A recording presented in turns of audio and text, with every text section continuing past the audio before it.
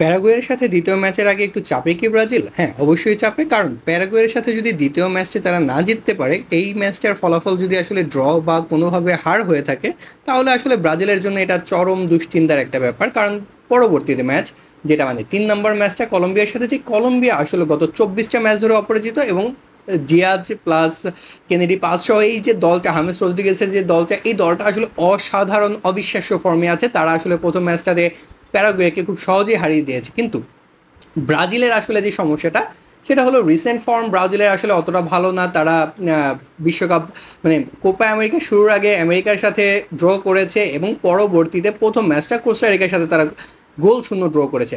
যেইখানটাতে আসলে প্যারাগুয়ে দক্ষিণ আমেরিকারই একটা দল, এবং এদের সাথে গত 5টা কোপা আমেরিকার দেখায় ব্রাজিল জিততে পারে না একটা ম্যাচও। একটা ম্যাচ তারা হেরেছে, বাকি 4টা ম্যাচ 90 মিনিটে ড্র থেকেছে। সর্বশেষ 2019 সালের কোপায় ব্রাজিল ট্রাইবেকারে জয় পায়, এবং ওই টুর্নামেন্টে ব্রাজিল চ্যাম্পিয়ন হওয়ারও গৌরব অর্জন করে। কিন্তু আজকের ম্যাচটা কী হবে?